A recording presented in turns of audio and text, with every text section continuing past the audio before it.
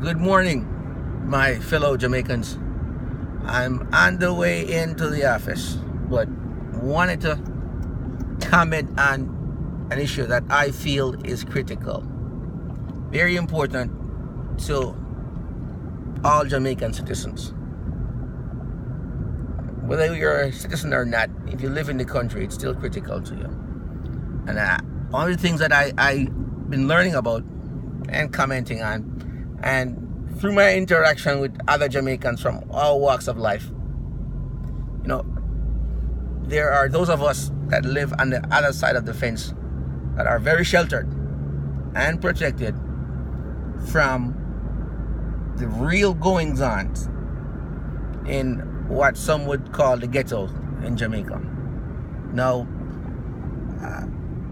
over the next couple series of videos, I'm going to comment on a lot of things that may or may not offend some people. But if it offends you, I'm sorry. I have to tell the truth. All right. Well, let's begin. First thing I want to talk about this morning is the practice of what's called calling out the young girls. Now, it's my understanding, I'm speaking for myself and what I understand, not for anyone else, okay, that every community that is controlled by an area don, a drug lord, somebody who runs the town, the don man, if he is driving in his car or happens to see anyone that looks remotely attractive and they're a young girl, then he has the power to send a message to the family. And once the message reaches to the family, then he will send a car to pick that girl up.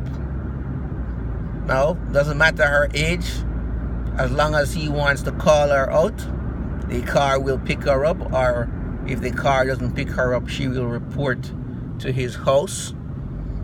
At such time, he will do whatever he sees fit with her. Well, over the course of several weeks, he will take all types of sexual liberties with her. And when he's done, if he is not satisfied or finds another younger girl, then he will simply discard her.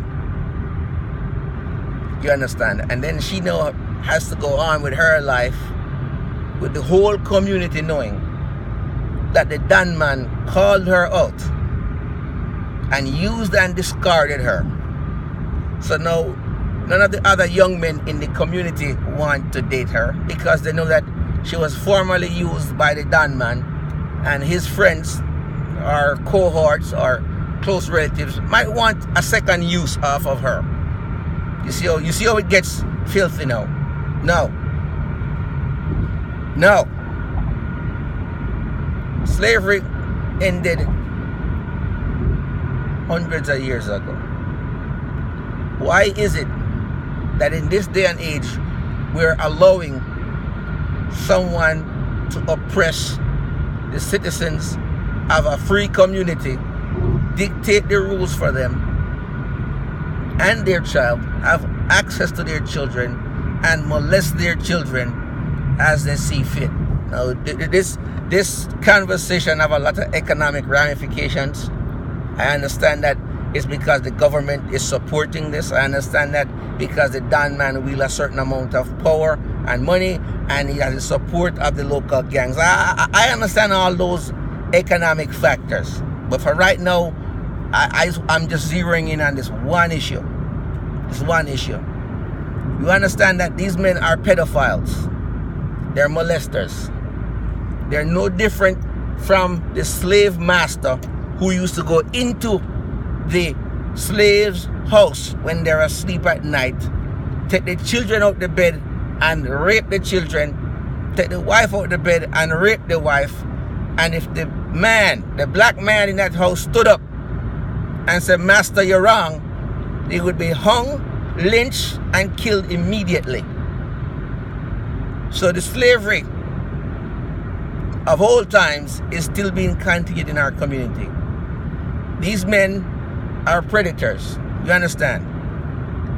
Because if you live in a community where you feel that you can have access to anyone, anytime,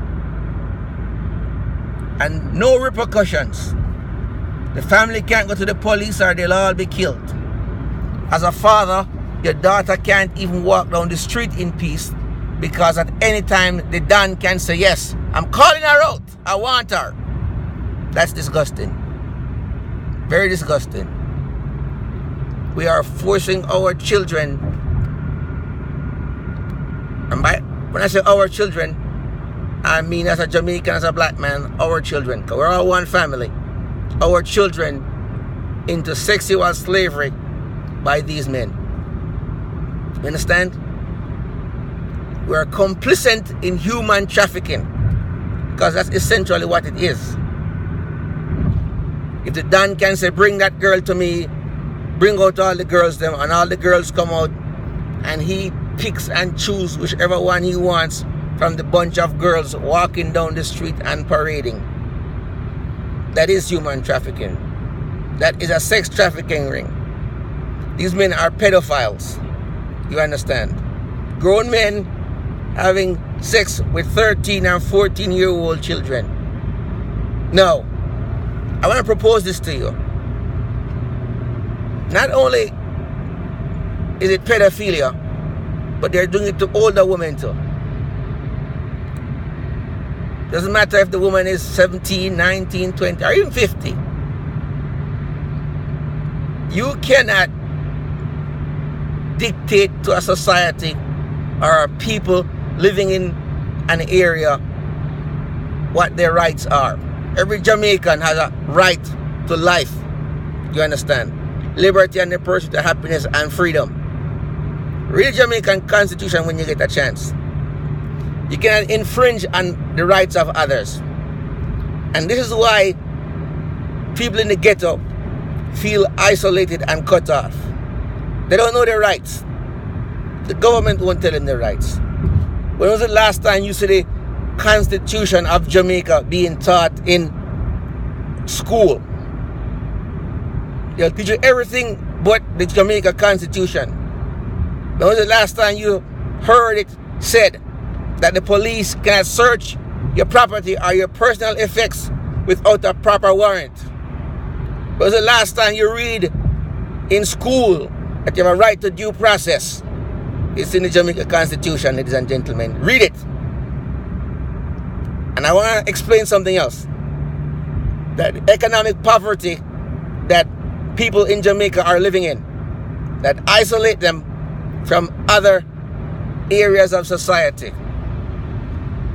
Now, I know I said I wouldn't touch on the economics behind this, but I'm going to touch on it briefly. Just one aspect I want to share with you guys. So we think that we're better than them because we're a little better educated. Maybe you have a little brown skin. Maybe you have a little money.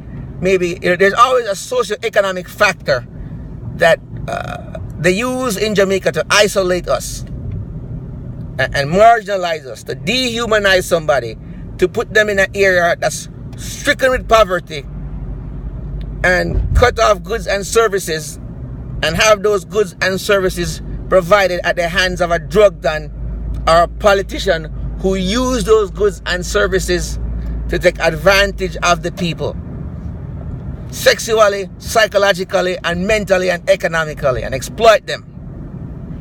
That's what's wrong with this country. You understand? Jamaicans have a right to freedom, economic freedom. The black man in Jamaica has always been kept down, and because he's dehumanized. Now, when I say the black man, I'm talking universally, but I'm talking specifically about Jamaican black men. You understand that the unemployment rate among them is very high. We're talking about upwards somewhere at 50%. You understand that? There's a reason for that. Because you dehumanize them. Now, the mothers and the sisters, you will hire them to be maids and work in hotels and that type of stuff. And But there's only so much garden boys that you'll have. See? And the economic poverty that they're living in, it's striking them hard. But I submit to you that everybody is complicit in this. You can't keep these people locked away from society and isolated. You can't keep them in zinc houses, shacks, or even they live in a good house. You can't keep them oppressed by poverty and turn over law and order to the hands of criminals. There's a reason why we have the police. The police work for the citizens.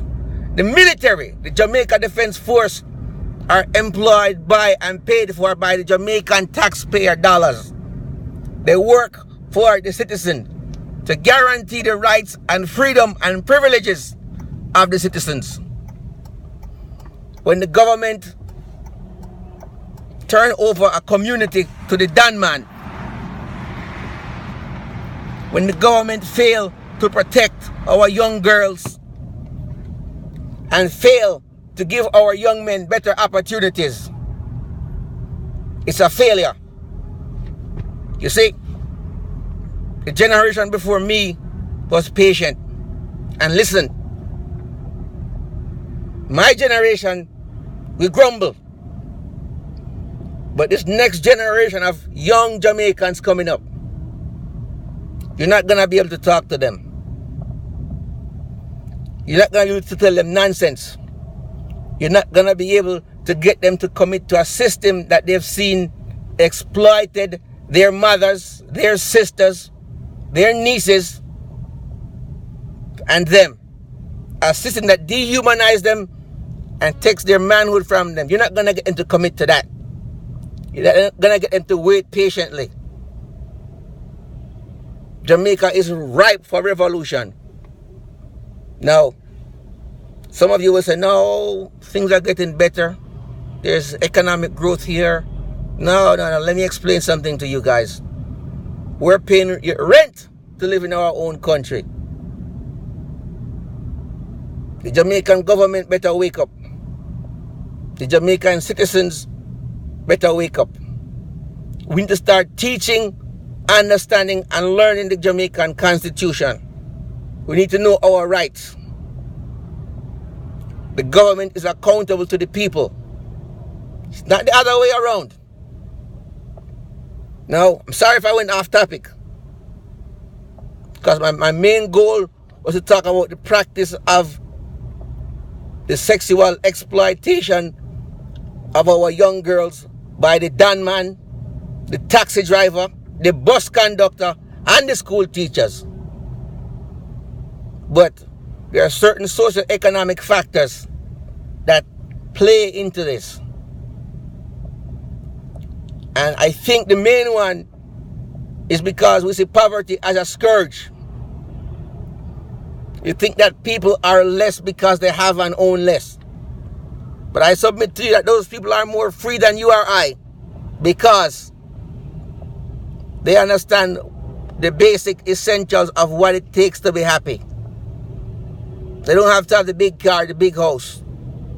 They just want life, to be able to enjoy the privileges granted to them like any other man, any other woman. Now, you're going to tell that generation they have to wait for something that they say people in other countries, when I say other countries, I'm talking about like the US, enjoying freely when they travel. And they say people abroad enjoying free rights and free liberties. Now, I'm not saying America is perfect. There are all types of different organizations that run things in this country, America here. But you cannot stand in front of a young Jamaican and tell them that that's acceptable anymore. That generation is not going to take that. That the Don man gets the contract because of his connection. A political party change hands, but you have to lose your job. But you didn't lose the election. The politician that loses the election is the one that's supposed to lose his job, not the citizen. You understand? That's the problem. The government needs to isolate the administrative and judicial branches separately. So when a politician loses his job or is voted out, it's him that loses his job, not the people, not the citizens. If JLP win or PNP win, that doesn't mean that I, as a citizen, should lose my job because a new political party is going to come in and hire their people. And that's the root of how they keep us divided. They convince us that the resources are so limited that we have to fight over it. Well, if the resources are so limited, why are so many other countries coming to Jamaica to start businesses, to invest in it? If it's so limited, if things are so bad, why is money being made in the country from foreign entities? Why are they coming and why are they willing to put up millions and billions of dollars if it's so limited? Now, I recently spoke to a client here, lives in the US, and he said to me, I have no idea why you would want to come and live in this country. Jamaica is a marvelous place. I'm making a lot of money there. I buy houses and rent them out to tourists that travel there. In fact, it's so successful, I'm going to need a full-time accountant. Now, you mean to tell me that the Jamaican government is saying that the resources are so limited, while this man here is profiting hand over fist, even with the low exchange rate, so lavishly that he's able to buy all types of stuff in this country, and he's not Jamaican. And the Palmer's estate is owned by an American living in Pennsylvania. A lot of our historic and natural resources have been sold out by the Jamaica government. Yet they continue to say everything is so limited. But if it's so limited, why are so many foreigners coming there and making so much money?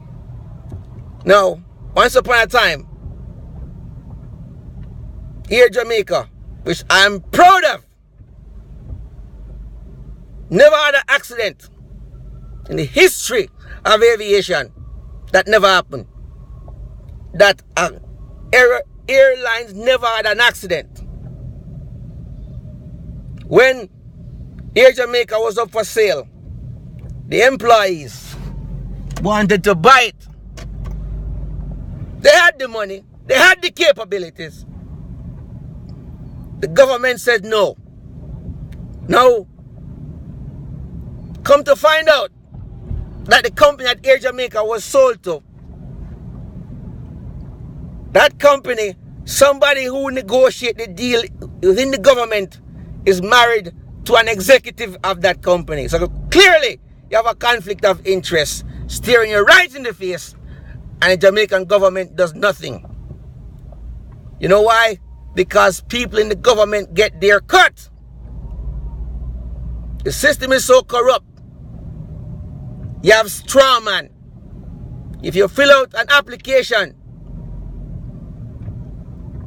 just to move your application to the line, you have to drop a money. You understand that